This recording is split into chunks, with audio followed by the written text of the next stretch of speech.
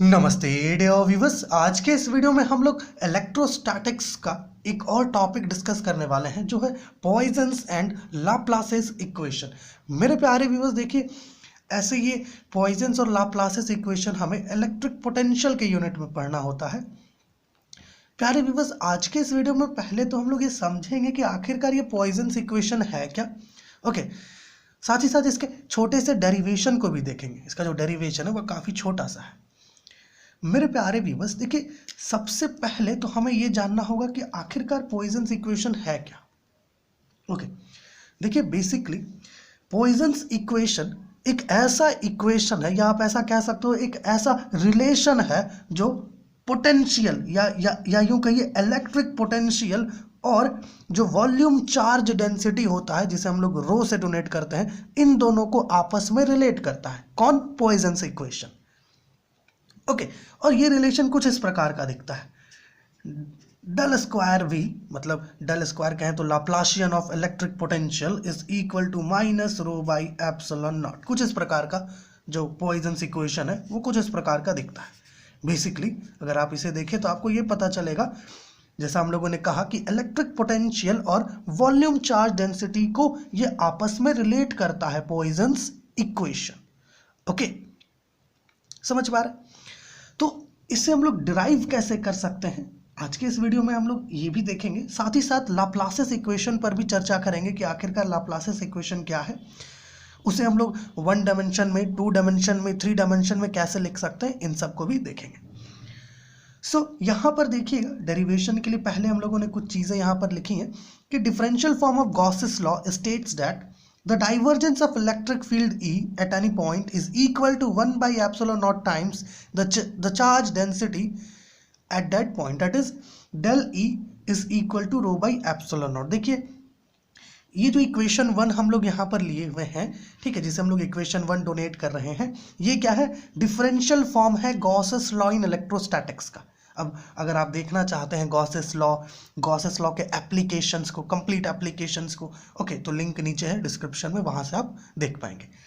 देखिए ये जो आप देख रहे हैं ये क्या है? डिफरेंशियल फॉर्म है किसका? गॉसेस लॉ का। ये क्या कह रहा है कि जो डाइवर्जेंस है इलेक्ट्रिक फील्ड का या इलेक्ट्रिक फील्ड इंटेंसिटी का किसी एक पॉइंट पर, वो किससे इक्वल होता है? 1 by epsilon not times the volume charge density at that point. Okay, इससे इक्वल होता है।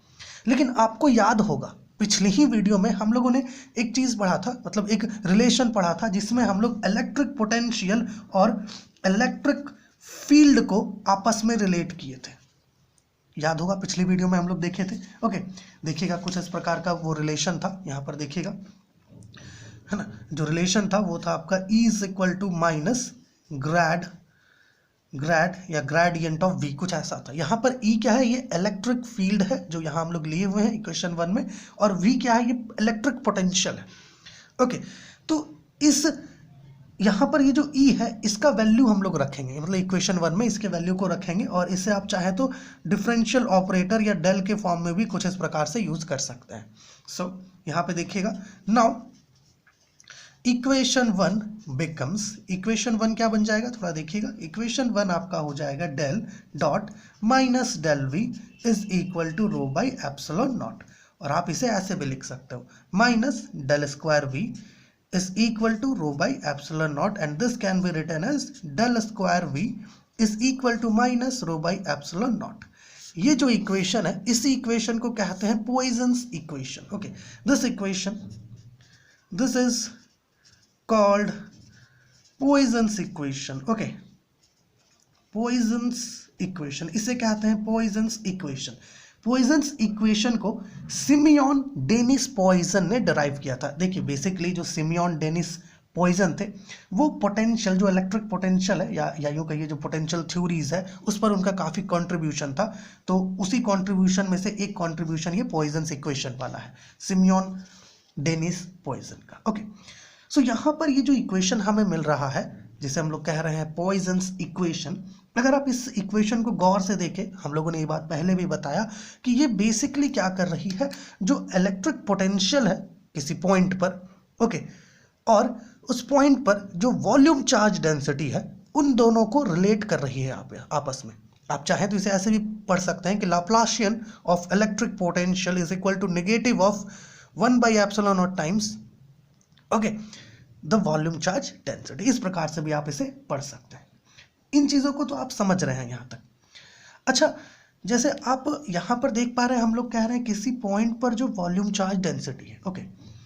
लेकिन मान लीजिए मेरे प्यारे व्यूअर्स कि हम लोग एक ऐसा बॉडी ले ले, एक ऐसा कंडक्टिंग बॉडी ले ले, मान लीजिए एक कंडक्टिंग बॉडी ले लिए। इस कंडक्टिंग बॉडी के सरफेस पर जो चार्ज है वो डिस्ट्रीब्यूटेड है। मान लीजिए सरफेस पर जो चार्ज है वो डिस्ट्रीब्यूटेड है, ओके। हम लोगों ने यहाँ पर जो बॉडी लिया है ये कंडक्टिंग बॉडी है। इस कंडक्टिंग बॉडी के सरफेस पर मान लीजिए चार्ज डिस्ट्रीब्यूटेड है।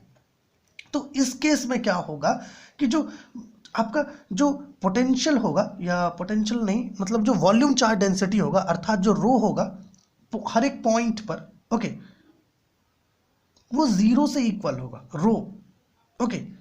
इस केस में अगर आप देखो तो अगर रो का वैल्यू हम लोग यहाँ पर 0 पुट करें तो हमें जो है del square v is equal to 0 मिलेगा। इसे कहते हैं लाप्लासियस इक्वेशन। मतलब ये है कि देखिए एक पर्टिकुलर केस के लिए हमारा जो पॉइजन्स इक्वेशन है वो लाप्लासियस इक्वेशन में रिड्यूस हो जाता है। वो पर्टिकुलर केस कौन सा है? वो पर्टिकुलर केस वो है जहाँ पर किसी रीजन में अगर फ्री चार्ज अर्थात रो का वैल्यू 0 है या फ्री चार्ज है ही नहीं, उस केस में पॉइजन्स इक्वेशन जो है लाप्लासियस इक्वेशन में रिड्यूस हो जाता है। तो कंडीशन क्या है पॉइजन्स इक्वेशन का लाप्लासियस में रिड्यूस होने का? ओके, यहाँ देखिएगा, Poisson's equation reduces to Laplace's equation, okay, Laplace's equation if there is no any free charge, there is no any free charge in the region, okay, in the region, ठीक है। अगर reason जो भी consider कर रहे हैं अगर उसमें किसी प्रकार का कोई फ्री चार्ज नहीं है, मतलब है कि अगर रो का वैल्यू 0 है तो हमारा जो पॉइजन्स इक्वेशन है वो लाप्लासियस इक्वेशन में रिड्यूस हो जाएगा, ओके। तो अगर आप इस इक्वेशन में रो की जगह 0 पुट करो तो आपको यहाँ मिलेगा Laplacian of electric potential is equal to 0। This equation is called as Laplace's equation. This is Laplace's equation, okay, इसे कहते हैं लाप्लासियस इक्वेशन। ये आपका क्या है? लाप्लासियस इक्वेशन है। समझ पा रहे होंगे इन चीज़ों को आप, ओके।